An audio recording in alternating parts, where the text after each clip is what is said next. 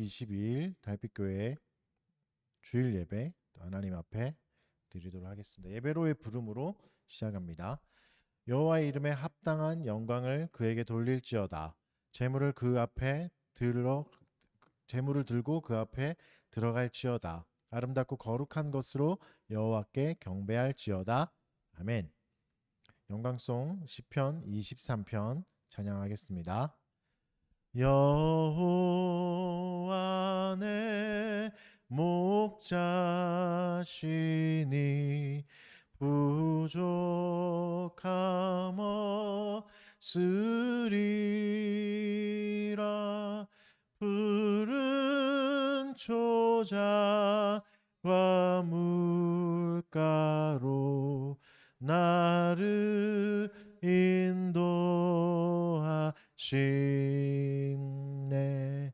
내 영혼 소생시키며 자기 이름 위하여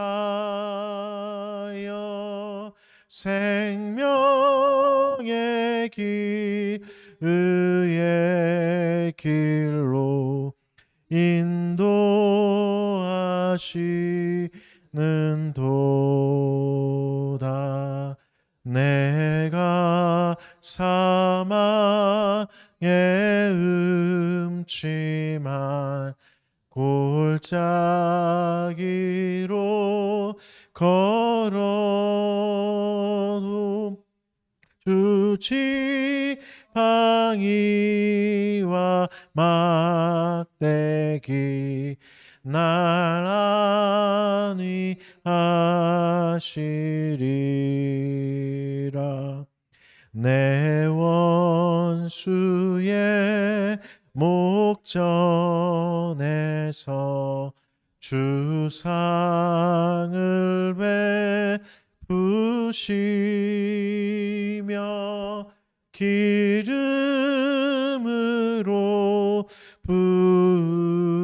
부으시니 내 잔이 넘치도다.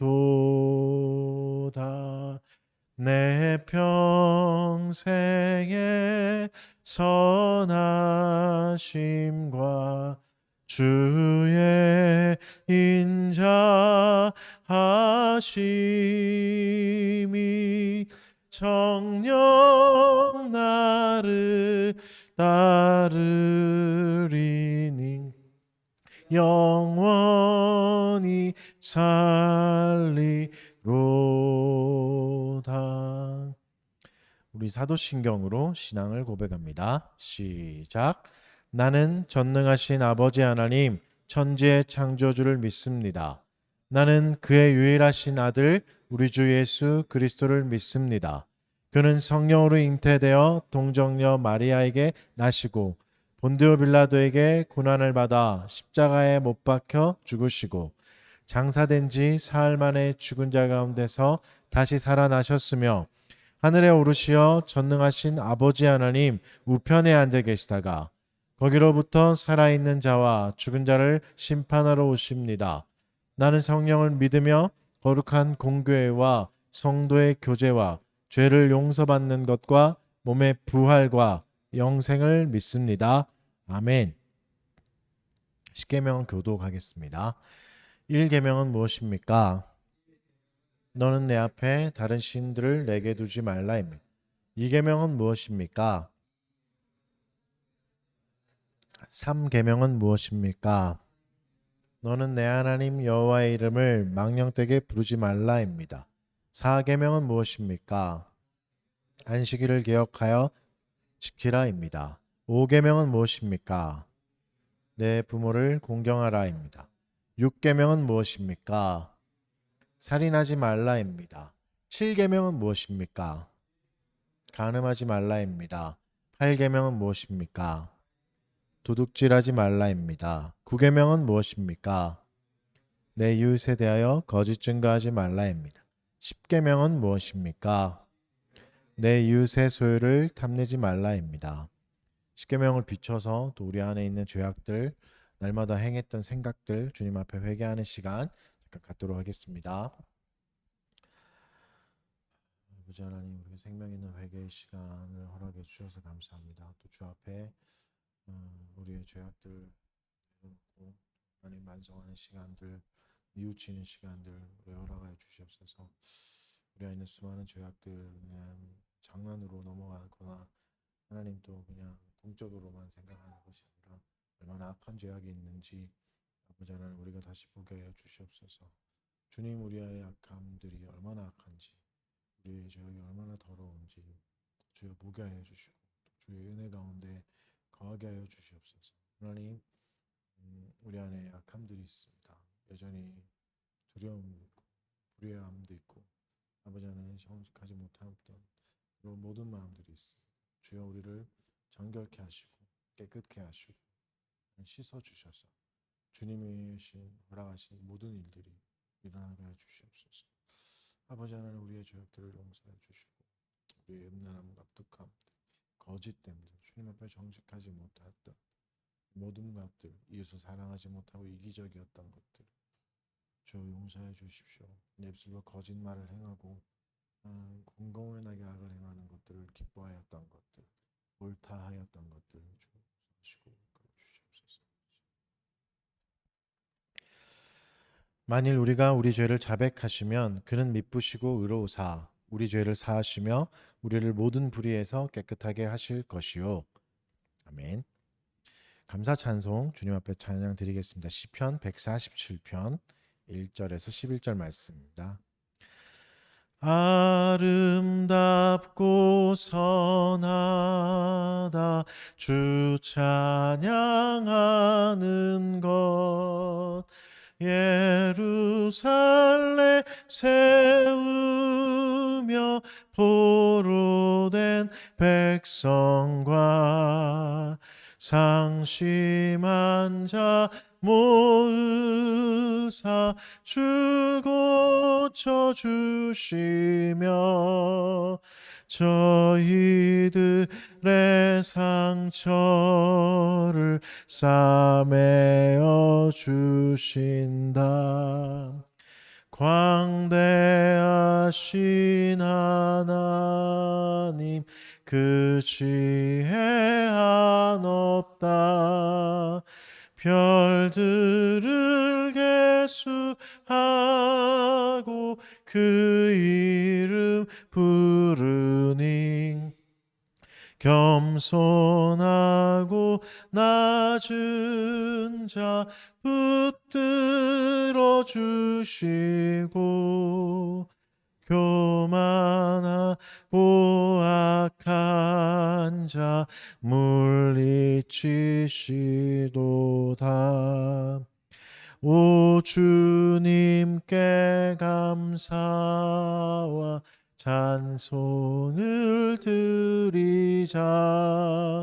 하늘에는 구름과 땅에는 단비를 예비하사 온 땅에 생명을 주시며 새들과 들짐승도 먹이시는 도다. 여호와는 세상 힘 자랑하는 것과 사람 의지하는 것 기뻐하니 하네. 오직 주 경외하며 그 인자하심을 바라는 모든 자를 기뻐하시도다.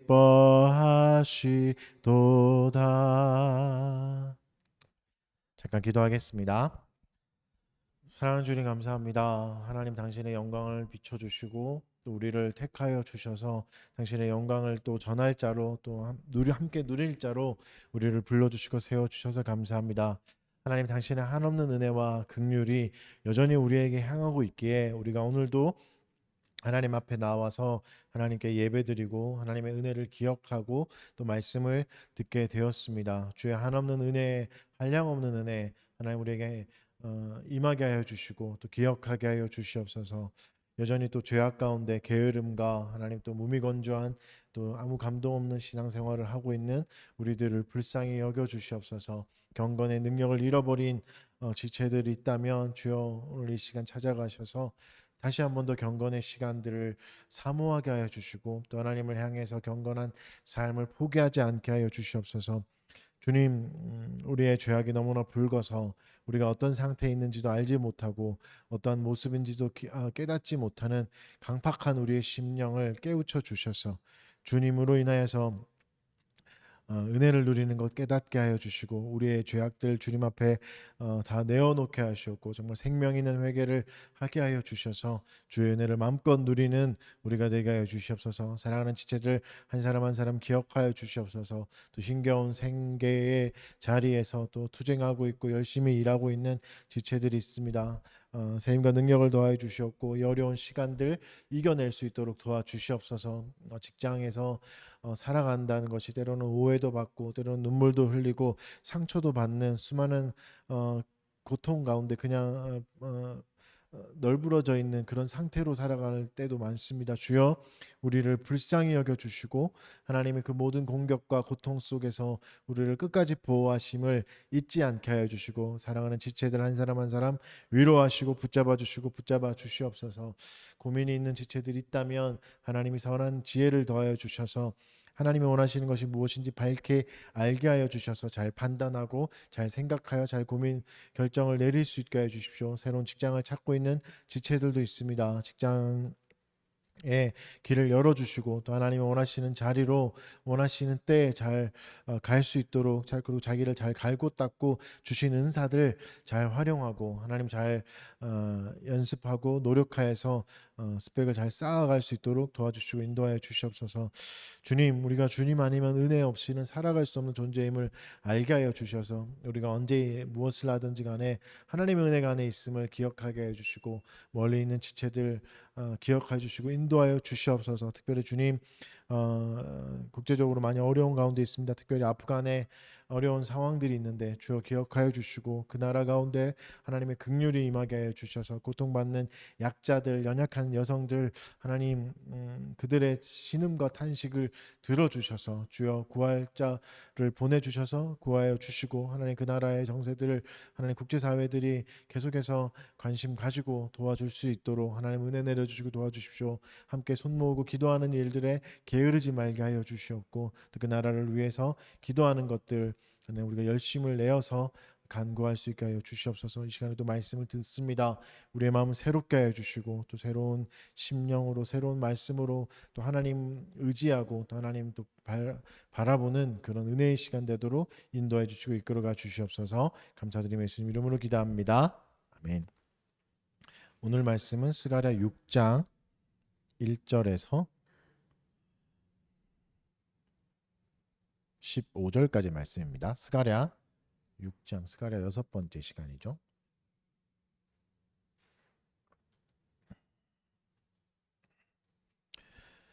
스가랴 6장 1절에서 15절까지 말씀 제가 읽어드리겠습니다. 내가 또 눈을 들어 본즉 내 병거가 두 산 사이에서 나오는데 그 산은 구리산이더라. 첫째 병거는 붉은 말들이, 둘째 병거는 검은 말들이, 셋째 병거는 흰 말들이, 넷째 병거는 어룽지고 건장한 말들이 메었는지라. 내가 내게 말하는 천사에게 물어 이르되 내 주여 이것들이 무엇이니까 하니 천사가 대답하여 이르되 이는 하늘의 내 바람인데 온 세상의 주 앞에 서 있다가 나가는 것이더라 하더라. 검은 말은 북쪽 땅으로 나가고 흰 말은 그 뒤를 따르고 어룽진 말은 남쪽 땅으로 나가고 건장한 말은 나가서 땅에 두루 다니고자 하니 그가 이르되 너희는 여기서 나가서 땅에 두루 다니라 하매 곧 땅에 두루 다니더라. 그가 내게 외쳐 말하여 이르되 북쪽으로 나간 자들이 북쪽에서 내 영을 쉬게 하였느니라 하더라. 여호와의 말씀이 내게 임하여 이르시되 사로잡힌 자 가운데 바벨론에서부터 돌아온 헬데와 도비야와 여다야가 스바냐의 아들 요시아의 집에 들어갔나니 너는 이날에 그 집에 들어가서 그들에게서 받되 은과 금을 받아 면류관을 만들어 여호사닥의 아들 대제사장 여호수아의 머리에 씌우고 말하여 이르기를 만군의 여호와께서 이같이 말씀하시되 보라 싹이라 이름하는 사람이 자기 곳에서 돋아나서 여호와의 전을 건축하리라. 그가 여호와의 전을 건축하고 영광도 얻고 그 자리에 앉아서 다스릴 것이요 또 제사장이 자기 자리에 있으리니 이 둘 사이에 평화의 의논이 있으리라 하셨다 하고 그 면류관은 헬렌과 도비야와 여다야와 스바냐의 아들 헨을 기념하기 위하여 여호와의 전 안에 두라 하시니라. 먼데 사람들이 와서 여호와의 전을 건축하리니 만군의 여호와께서 나를 너희에게 보내신 줄을 너희가 알리라. 너희가 만일 너희 하나님 여호와의 말씀을 들을진대 이같이 되리라. 아멘. 네, 스가랴 6번째 시간입니다. 우리가 흔히 하는 말이 있죠. 하나님의 섭리다. 하나님의 섭리 안에 맡겨. 이런 섭리란 말을 이제 많이 쓰는데 그럼 하나님의 섭리라는 말이 그러니까 어차피 하나님의 뜻대로 되니까 그냥 다 포기하며 살자는 말인가? 섭리가 이제 아니면 정해진 운명론이 아니라면 그러면 우리는 어떻게 살아야 되는가? 이런 질문들이 있다면 이런 질문을 가지고 오늘 본문을 좀 살펴봤으면 좋겠습니다. 특히 이제 오늘 본문은 하나님의 섭리의 특징들을 좀 살펴볼 수 있습니다. 본문의 내용을 간단히 말하자면 요약하자면 이제 두 개로 나눌 수 있는데 1절부터 8절까지가 한 부분이죠. 그리고 9절부터 15절이에요. 1절부터 8절까지는 이제 환상이 총 8개 나온다 그랬잖아요. 마지막 8번째 환상이 나오고 9절부터 15절은 이제 총 결론적인 부분들 이렇게 나오는 겁니다. 먼저 앞부분을 좀 보면 8번째 환상이 나오는데 이번 환상은 산이 나와요. 구리산 2개. 구리로 된 산이 나오죠. 특이하죠. 구리로 된 산. 그리고 두 산 사이에서 4가지 병거가 나옵니다.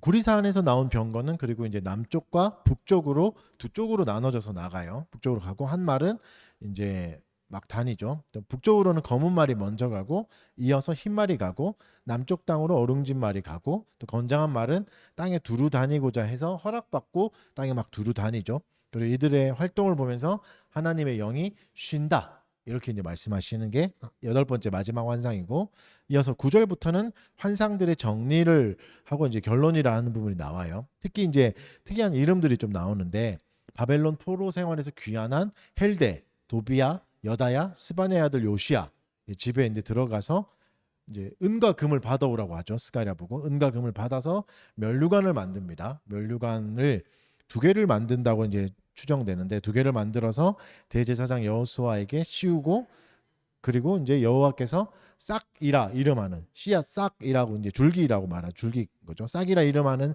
사람이 돋아나서 여호와의 전을 건축할 거다. 이 예언을 하시고 이제 끝납니다. 마무리가 되는 장이죠. 이런 내용인데 이 내용을 통해서 하나님이 우리에게 무엇을 말씀하시는지 좀 살펴보도록 하겠습니다.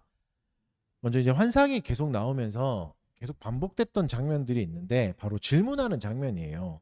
특이하죠. 스가랴의 환상에만 이런 질문하는 게 나와요. 스가랴가 질문하죠. 이것이 뭡니까? 뭡니까? 이렇게 물어보는 장면. 사실 이건 중요합니다. 왜냐하면 계속 반복되거든요. 거의 빼놓지 않고 나오잖아요. 이것이 무엇을 말하는가? 질문한다는 것 자체가 한번 말씀드리기도 했지만 우리의 겸손함을 의미하는 하나님이 알려주셔야지만 깨달을 수 있다는 걸 알려준다고 했잖아요. 그러니까 환상이 아무리 명확한 이미지고 그냥 내가 눈으로 보는 거를 다 볼 수는 있어요. 명확하게 산이 구리구나, 말의 색깔은 저렇구나, 이걸 다 보고 시력이 좋고 기억력이 좋아서 하나도 안 놓치고 다 본다 할지라도 깨달을 수는 없다는 거죠. 볼 수는 있으나 깨달을 수는 없다. 그러니까 우리가 성경에서 대입해도 그렇죠. 성경을 다 읽을 수 있고 심지어 줄줄 외울 수도 있습니다. 계속 훈련한다면. 그러나 그렇다고 해도 성경의 본뜻, 하나님 우리에게 알려주시고자 하는 본뜻을 다 깨달을 수는 없죠. 왜죠? 우리는 제한된 지혜를 가지고 있잖아요. 유한하잖아요. 그런데 하나님은 무한한 지혜를 가지고 있기 때문이죠. 쉽게 예를 들어서 유치원생하고 대학원생이 있다고 하면 할 수 있는 대화는 한정적입니다. 누구의 수준에 따라 결정될까요? 대학원생의 수준에 따라 결정되는 게 아니라 유치원 아이의 수준에 따라 대화의 내용이 결정됩니다. 그렇죠? 그러니까 유치원생인데도 불구하고 조금 성숙한, 좀 똑똑한 아이라면 대화가 좀 더 잘 되겠죠. 하지만 그렇다고 해서 유치원생이 대학원생보다 더 뛰어난 건 아닙니다. 그렇죠? 사람들 중에 그러니까 우리들 중에도 누구는 좀 뛰어난 유치원생이 있을 수 있겠죠. 그래봤자 대학원생에 비하면 턱없이 부족한 거죠. 그러니까 결국은 어쩔 수 없이 어떤 상황이든 뛰어나든 말든 대학원생이 맞춰줘야 되는 거죠. 그래야 대화가 이어질 수 있죠. 하나님의 말씀도 마찬가지입니다. 우리의 지혜로는 하나님의 말씀을 다 받아들일 수 없습니다. 그것은 때로는 너무 심오해 보이고 그리고 때로는 너무 가혹해 보여요. 왜 저래요? 왜 그렇게 하세요? 이렇게 생각할 수 있는 거죠. 그래서 그것을 다 받을 수 없습니다. 환상을 볼 때도 그렇습니다.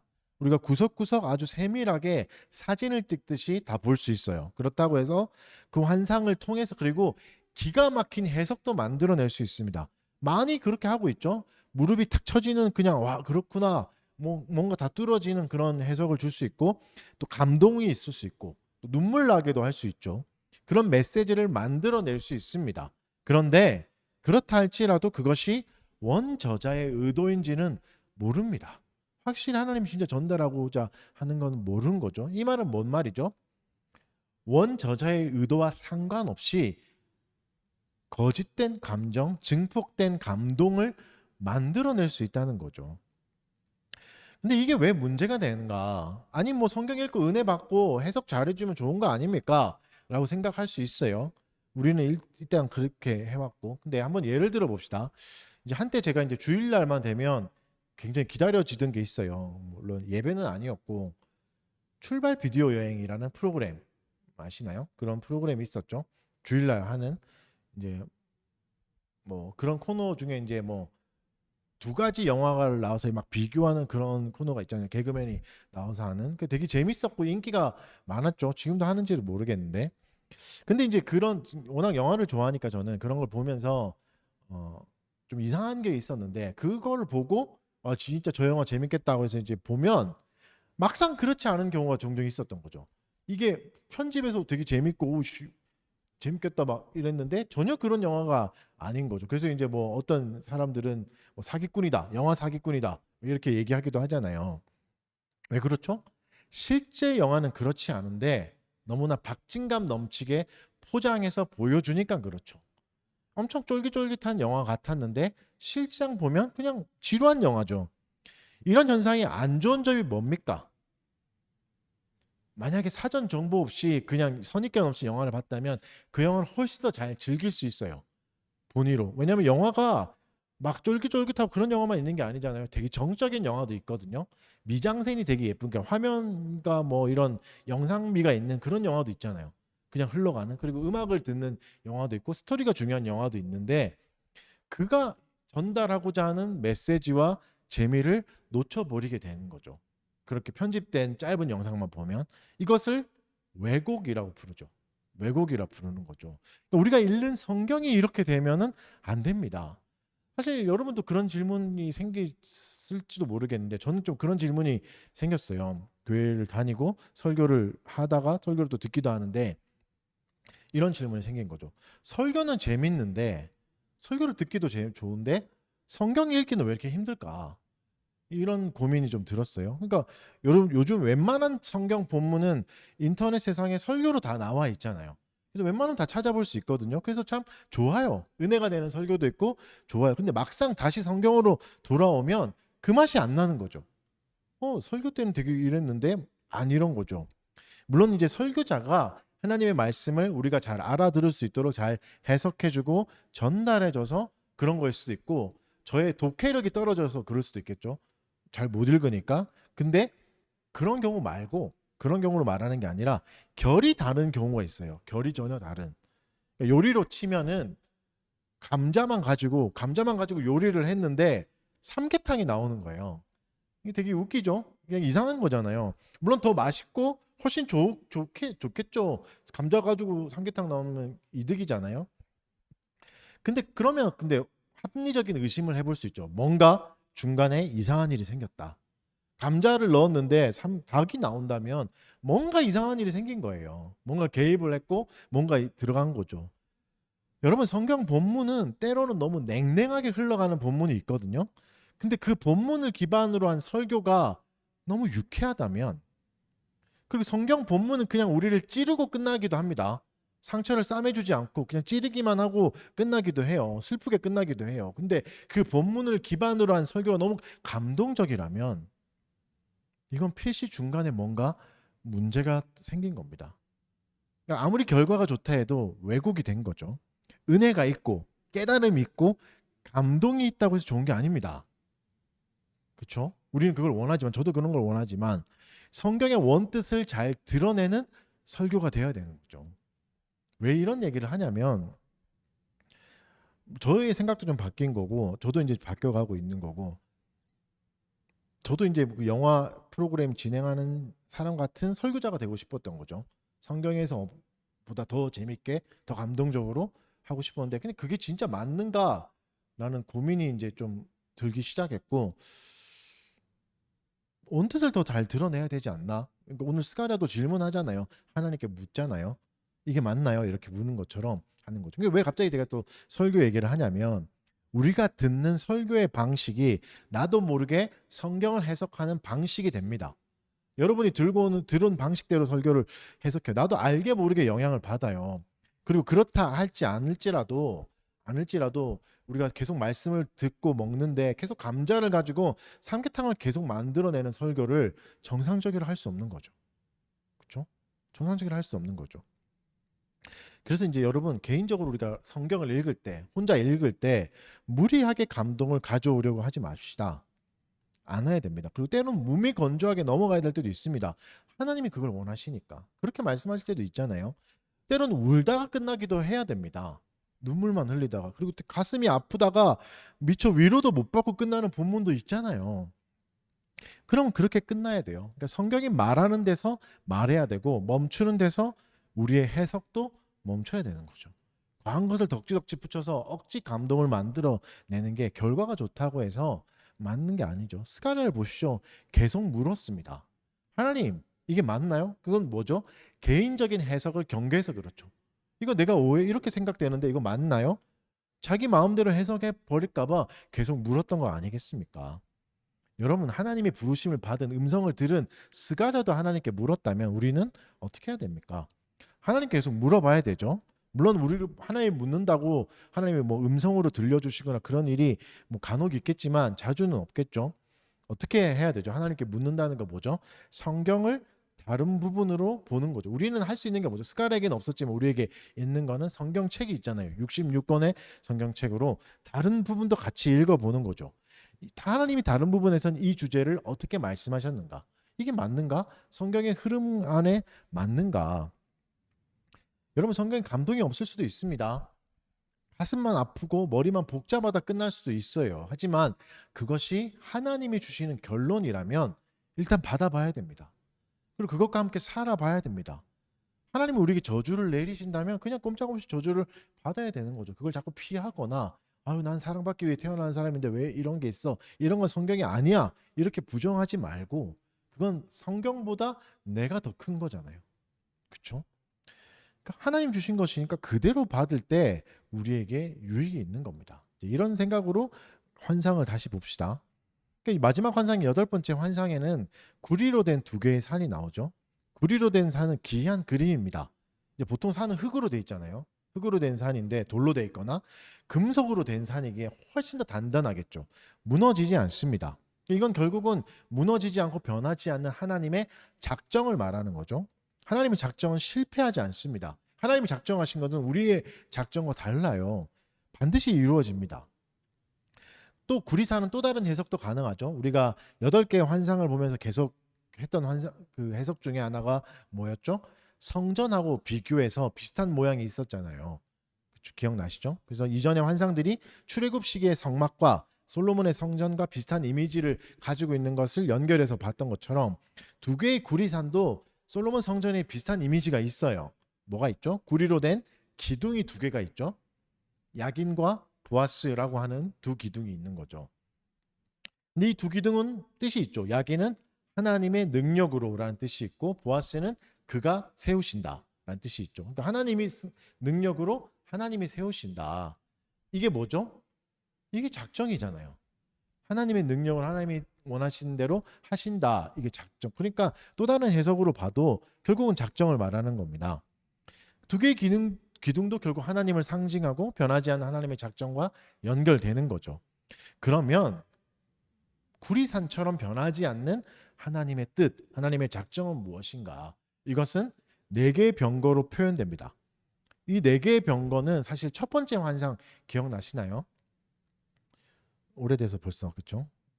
첫 번째 환상에서 네 마리 말이 나왔거든요. 네 마리 말이 막 나와서 세상을 막 돌아다니잖아요. 그래서 이제 하나님 앞에 돌아다니면서 악인이 평탄합니다. 왜 이렇게 평탄합니까? 뭐 막 신원하잖아요. 그리고 그걸 듣고 하나님이 위로의 말씀을 하신 거 기억나시죠? 1장 앞부분의 환상들. 이것과 이 부분이 연결되죠. 그러니까 수미상관이라고 하죠. 끝과 처음과 끝이 비슷한 거. 이것을 통해 알 수 있는 게 뭘까요? 첫 번째 환상에서 하나님이 약속하셨거든요. 성취될 거다. 내가 심판할 거다. 너희를 구할 거다 하셨죠. 그렇죠? 근데 병거가 가는 방향을 잘 보면 네 마리라고 해서 사방향으로 가지 않아요. 두 방향으로만 갑니다. 북쪽과 남쪽. 북쪽으로 검은 말 가고 흰 말 가고 얼룩진 말은 남쪽 말. 그리고 한 말은 마음대로 막 돌아다니고 하죠. 뭐 예전에는 이제 뭐 교부 시대에는 교부들 중에는 이제 네 마리 말을 나라로 이제 대입하기도 했어요. 그런 해석들 많이 하잖아요. 실제로 지금도 하잖아요. 뭐 다니엘서에 뭐 그 나라들 뭐 러시아다 뭐 이렇게 말하는 사람도 있고 하는데 물론 이제 뭐 그렇게 할 수는 있지만 그게 이제 뭐 지지할 수 없는 이유가 뭐죠? 그러면 그때 당시에 사람들에게만 주는 메시지가 돼버리는 거죠. 그리고 이 지금도 그 뭐 신천지가 하는 그 계시록 해석 중에 나라로 자꾸 대입하는 것도 그러면 이때 우리만 받게 되는 말씀이 되는 거죠. 다른 시대의 사람들은 상관없는 말씀이 돼버리는 거죠. 그래서 그런 해석들은 맹점이 있습니다. 근데 다행히도 하나님이 5절에서 네 가지 말이 뭔지 설명해 주세요. 대놓고 뭐라 말씀하시죠? 네 가지 말은 바람이다 이렇게 말씀하시죠. 바람, 후후 부는 바람이요. 근데 여기서 쓰는 단어가 루아흐라는 단어를 써요. 루아흐는 좀 많이 쓰이는 단어예요. 하나님의 영 할 때 루아흐를 써죠. 성령 이게 루아흐를 쓰거든요. 뭐 마음, 영, 생각, 뭐 생명, 호흡 이렇게 번역되기도 하는 단어예요. 그러니까 이 바람이 뭐죠? 물리적인 바람을 말한 건 아닙니다. 물리적인 바람이라기보다는 생명, 호흡, 생각이란 뜻인 거죠. 그러니까 네 마리 말은 네 가지 바람인데 이것은 하나님의 영이고 하나님의 생각과 하나님의 뜻이다 이런 말이죠. 이게 뭐죠? 작정이요. 이게 작정이라고 그랬죠. 하나님이 삼위 하나님이 은원으로 결정한 모든 되어갈 일을 하나님의 영광을 위해서 결정하시는 거 이게 작정이잖아요. 그리고 이제 네 마리 말이 가는 방향이 왜 북쪽과 남쪽인가? 이거는 좀 합리적으로 생각해 보면 북쪽은 대대로 이스라엘의 적들이 있던 겁니다. 곳입니다. 바벨론의 포로들이 있던 곳을 북방 땅이라고 표현하죠. 그래서 북방 땅에서 나오라, 북방에서 나오라 이런 표현을 쓰잖아요. 북쪽으로 두 병거가 갔다는 건 뭘까요? 확실한 심판을 내리기 위함이겠죠. 확실한 심판을 내리기 위함. 그리고 남쪽으로는 적들이 또 있죠. 애굽도 있고 에돔도 있죠. 이런 적들을 심판하시는 거죠. 그러니까 하나님의 작정과 하나님의 변하지 않는 뜻이 뭡니까? 심판입니다. 누구를? 악을. 왜냐하면 하나님은 악을 내버려 두시지 않습니다. 악한 일들은 반드시 합당한 심판을 받게 됩니다. 심판은 완벽합니다. 한치의 오차도 없습니다. 그래서 우리의 억울함이 더 이상 남아있지 않습니다. 8절에서는 하나님이 그걸 보시면 평가를 내리시죠. 어떻게 하시죠? 북쪽으로 나간 자들이 북쪽에서 내 영을 쉬게 하였다. 하나님의 영이 쉰다는 것은 창조 때를 생각하면 이해가 훨씬 쉽습니다. 하나님이 언제 쉬셨죠? 모든 창조를 완벽하게 마치고 보시기에 좋았다 하고 쉬신 거죠. 그때는 뭐가 없었죠? 악이 없었죠. 죄 짓기 이전이니까. 우리의 기준은 자주 바뀝니다. 우리는 관계가 얽히고 설켰기 때문에 공의를 제대로 실행하지 못할 때가 많아요. 그런데 하나님께는 이런 일이 없습니다. 하나님은 완벽하게 공의를 이루십니다. 이 말은 뭐죠? 하나님의 심판이 이렇게 이루어진다는 겁니다. 어느 정도죠? 하나님이 더 이상 하실 일이 없을 정도로. 이게 우리의 소망입니다. 하나님이 모든 일을 다 이루시고 쉬신다는 것은 이 땅에 악이 더 더 이상 존재하지 않는다는 말입니다. 다 사라진다는 거죠. 다 심판된 거죠. 우리를 괴롭히던 모든 악들을 하나님이 제거해 버리신다는 말입니다. 그제서야 하나님은 쉬십니다. 그리고 우리 또한 쉬시는 하나님 안에서 안식을 누리게 되는 거죠. 하나님이 쉬신다는 것은 여러분 우리가 위험에 있는데 하나님이 쉬시겠습니까? 쉬시지 않아요. 그렇죠? 자녀가 위험한데 부모가 가만히 있는 부모가 어디 있겠어요? 그러니까 우리가 죄악과 비참한 가운데 있는데 하나님이 쉬지 않습니다. 우리가 이 모든 죄악과 비참함에서 벗어날 때 하나님이 쉬시는 거죠.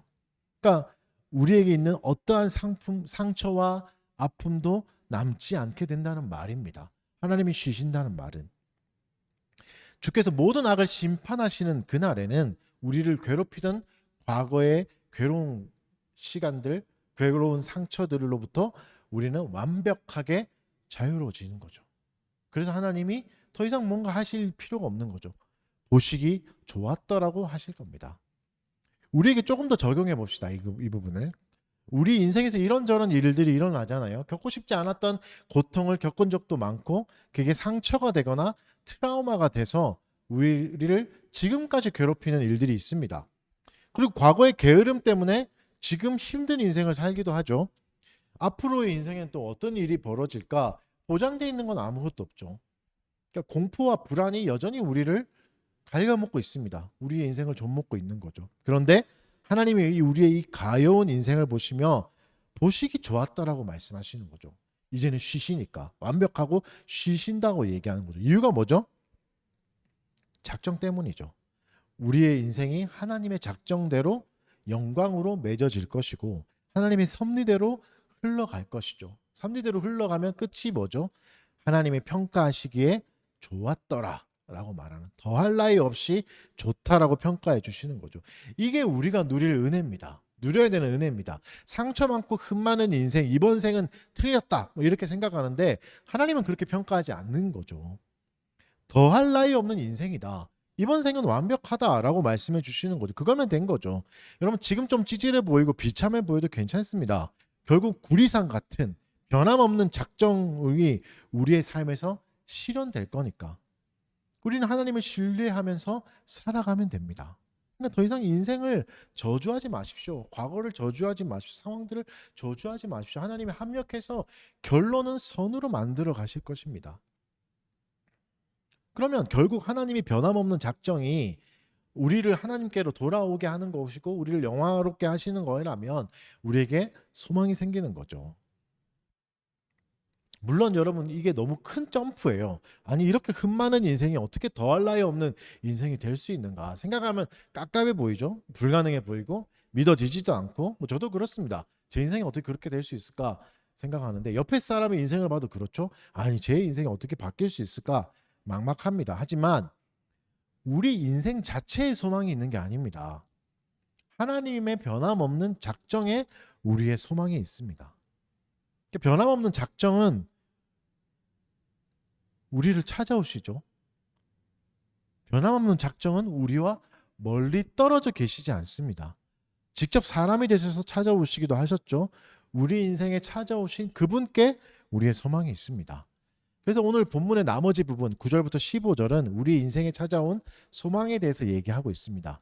바벨론에서부터 돌아온 네 사람 헬데와 도비야 여다야와 요시야에게서 은과 금을 받아서 면류관을 만들죠.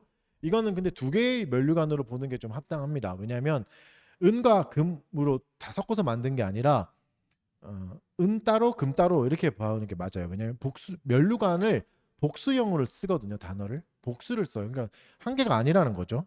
여러 개를 만들었다고 보는데 은과 금이 있으니까 아마 두 개를 만들지 않았냐 이렇게 생각해 볼 수 있습니다. 그럼 두 개의 면류관은 무슨 의미인가?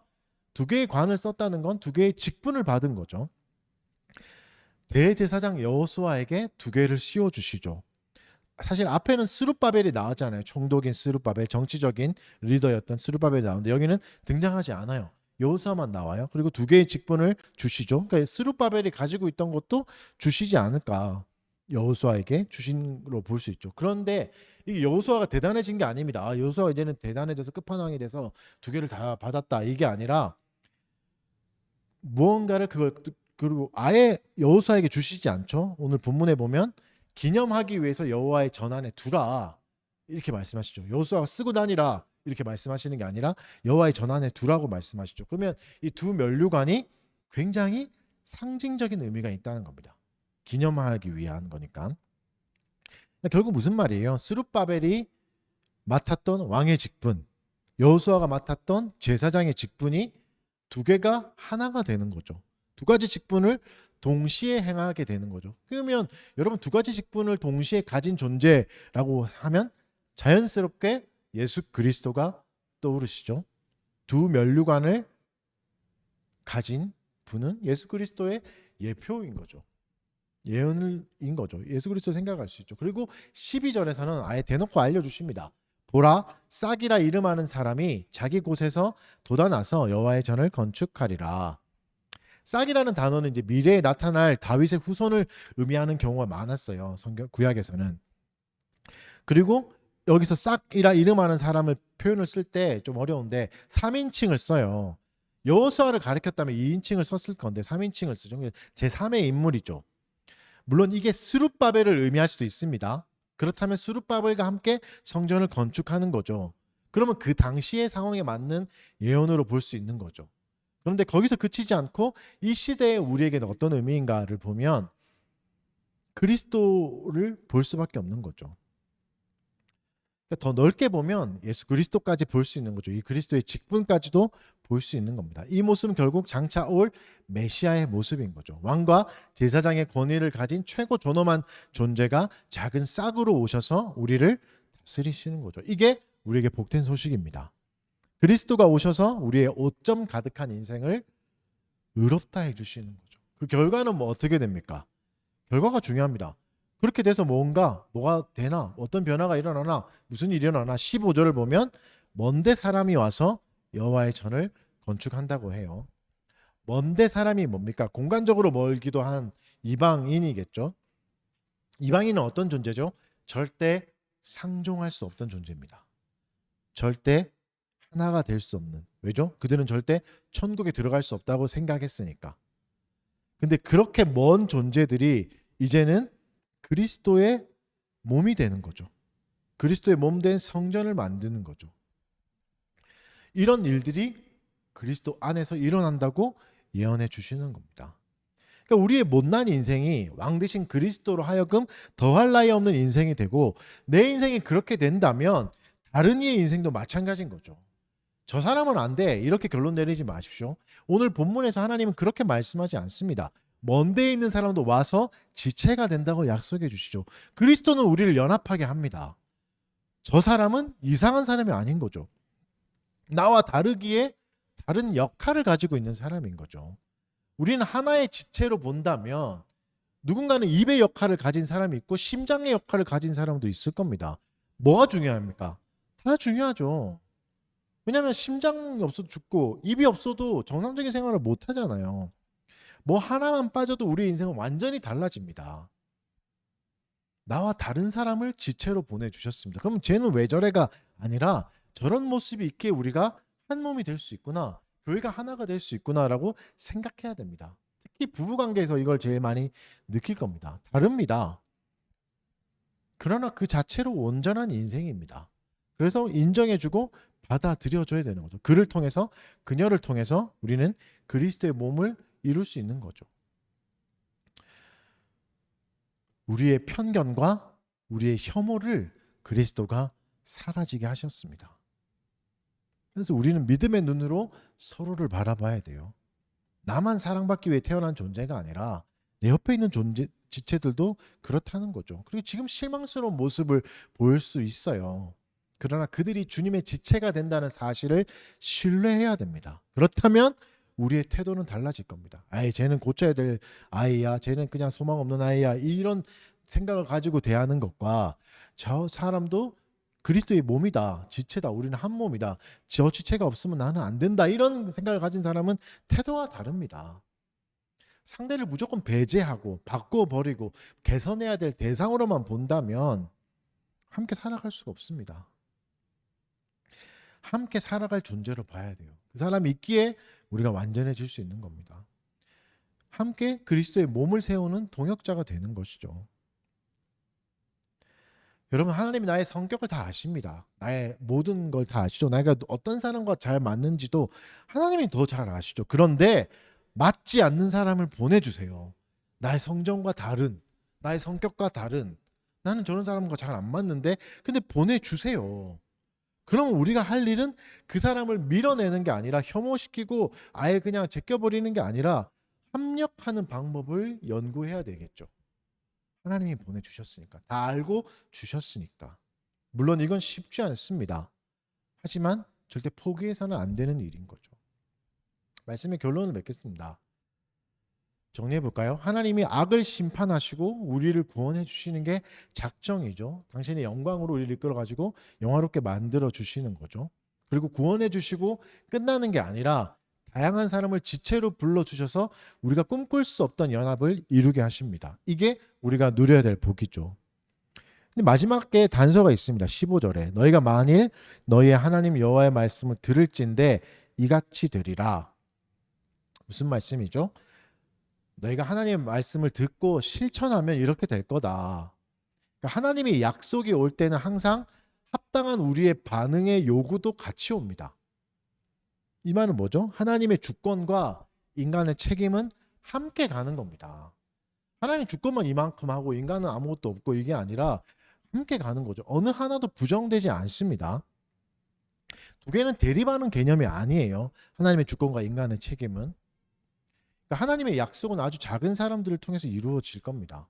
그리스도의 예표가 되었던 면류관은 누구에게서 받았죠? 바벨론에서 온 헬대, 도비야, 여다야, 요시아를 통해 만들어지잖아요. 그들이 가지고 있던 은과 금은 생각해 보십시오. 예루살렘 땅에서 나온 게 아닐 겁니다. 예루살렘 땅이 그때 황폐해졌는데 금과 은이 어디 있겠었어요? 이미 저기 다 뺏어간. 그러니까 뭐죠? 그들이 가지고 온 거죠. 바벨론에서. 가지고 온 것으로 추정됩니다. 물론 어떤 주석가는 이것을 이제 이들이 불순종이다. 가지고 왔는데 숨겨놨다가 억지로 이제 뺏어가지고 이거를 이제 뭐 이렇게 한 거다, 혼낸 거다 이렇게 얘기하기도 하는데 사실 좀 동의가 되진 않는 부분이 있는데 왜냐하면 기념하라고 하거든요. 물론 이 기념이라는 단어가 그 죄악을 기억하다 할 때 쓰기도 해요. 그런데 이제 용례를 보면 그렇게 많지는 않아요. 대부분 이제 좋은 것을 기억할 때 율법을 기억하거나 뭐 하나님의 은혜를 기념할 때 쓰는 단어를 썼거든요. 그래서 이제 이들이 뭔가 불순종했다고 보기에는 뭐 전후 사정을 나와서 좀 과도한 추측인 것 같고 이들이 가지고 온 것을 내놓은 거겠죠. 그리고 이들을 기념하라고 해주시는 거죠. 그리고 14절에는 이들의 이름이 좀 달라지죠. 네, 똑같은 사람으로 추정하는데 별명이나 다른 이름이었을 거로 추정돼요. 아무튼 이제 결론이 뭐죠? 이들의 순종이 있었던 겁니다. 억지로 했든 뭐 자발적으로 했든 하나님의 예언이 이루어진 거죠. 대단한 사람은 아니에요. 이 당시에 흔한 이름이에요. 그렇죠? 비슷한 이름이 몇 번 등장하지만 이 사람들은 네 명은 그냥 스가랴에서만 나오는 사람으로 생각하는 게 좋습니다. 다른 사람들과 연결은 썬 별로 없어요. 그러니까 별건 아닌 사람이죠. 그러니까 하나님께서 이런 별건 아닌 흔한 사람들과 함께 일하신 거예요. 생각해 보세요. 하나님이야말로 이들과 성정이 맞지 않은 분 아닙니까? 하나님이 우리와 일하신다고요. 하나님이야말로 우리와 제일 다른 분 아니에요? 하나님은 가장 거룩하고 영광스럽잖아요.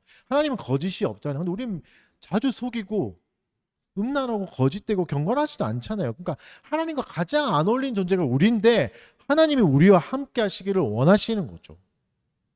그 사람들을 통해서 그들이 뭐 불순종했던 그들의 가지고 온 은과 금을 통해서 면류관을 만드시는 거죠. 그분이 먼저 먼데 있는 우리를 찾아오셔서 우리를 하나님의 약속 안으로 초대하셨습니다. 우리가 자격 없음에도 초대받았던 것처럼 우리 옆에 있는 지체를 하나님의 귀한 동역자로 받아들여야 되는 거죠. 사랑하는 여러분, 우리는 하나님의 작정 안에 있습니다. 그러나 우리는 운명의 꼭두각시가 아닙니다. 왜죠? 하나님 우리에게 주신 선물이 있거든요. 이성과 의지를 주셨어요. 그래서 하나님께서 작정하시되 우리의 자발적인 순종으로 하나님의 뜻을 이루기를 기뻐하시는 겁니다. 우리에게 주신 이성과 의지를 적극적으로 사용해야 한다는 거죠. 하나님의 말씀을 실천하는 건 뭡니까? 간단히 말하면 오늘 본문에 있는 걸로 말하면 먼데 있는 사람과 연합하는 겁니다. 악을 행하는 사람하고 그냥 용납하라 이런 말이 아니에요.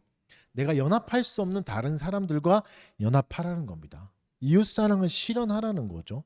이럴 때 여러분 사랑으로 실현하고 사랑으로 섬길 때 귀하게 여겨줄 때 자기 부인은 자연스럽게 발현될 겁니다.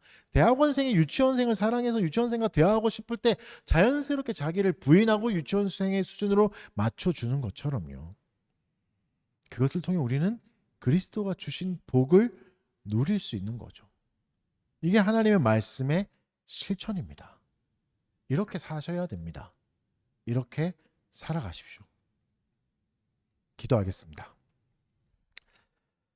사랑하는 주님, 우리 사랑하는 지체들 한 사람 한 사람 기억하여 주십시오. 그리스도 안에 우리가 지체가 되었는데 하나님의 작정 안에 우리가 다 만나게 되었고 달빛 교회라는 교회를 이루게 되었는데 주여 주의 뜻을 기억하게 해 주시고 지체들을 소중히 여기고 귀하게 여기고 이들을 응원하고 또 이들을 감싸주고 또 이들과 함께 하나님의 유업을 함께 받는 자로 살아가는 일에 하나님 우리의 믿음을 드리게 해 주시고 우리의 열심과 열정을 생각을 드리게 해 주십시오. 때로는 편견 때문에 저 사람은 나와 다르다는 생각 때문에 분리시켜버리고 싶고 함께하기 싫은 사람도 있습니다. 그러나 주님 우리의 마음에 하나님의 사랑을 부어주셔서 성령 하나님께서 은혜를 더해 주셔서 그들을 섬기고 그들과도 연합할 수 있는 넉넉한 마음들을 우리에게 주십시오. 이 모든 일들이 억지로 되는 게 아니라 자발적인 마음으로 하나님 우리에게 베풀어 주신 사랑을 기억하며 자발적으로 적극적으로 우리의 이성과 의지를 사용하여서 이 일을 할 수 있게 하여 주십시오. 우리 사랑하는 지체들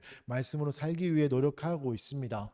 한 명 한 명에게 세임과 능력을 더해 주셔서 이 말씀을 잘 실천하고 실현할 수 있도록 도와주시옵소서. 또 특별히 귀한 헌금을 위해서 기도드립니다. 또 한 주간 열심히 일하고 하나님 주신 돈으로 하나님께 또 다시 돌려드립니다. 이 예물이 우리 교회를 세우는 일에 잘 쓰임 받게 해주시고 또 약한 자들 눈물을 흘리는 자들 위로하는 데 쓰일 수 있는 예물이 되도록 도와주시옵소서. 감사드리며 예수님 이름으로 기도합니다. 아멘.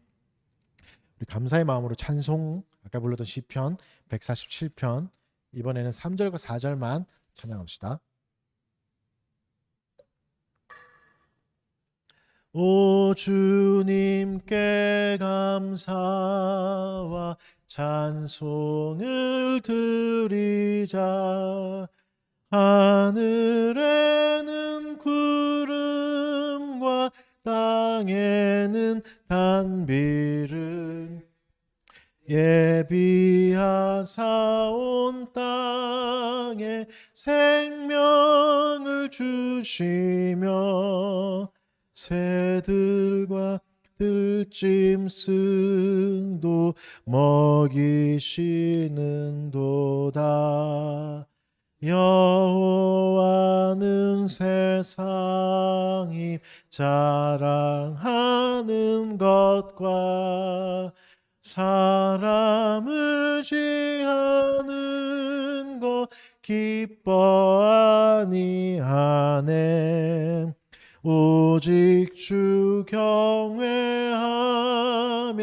그 인자하심을 바라는 모든 자를 기뻐하시도다. 아멘. 강복선언으로 예배 마치겠습니다. 여호와는 내게 복을 주시고 너를 지키시기를 원하며 여호와는 그의 얼굴을 내게 비추사 은혜 베푸시기를 원하며 여호와는 그 얼굴을 내게로 향하여 드사 평강 주시기를 원하노라 할지니라 하라. 아멘. 네, 예배는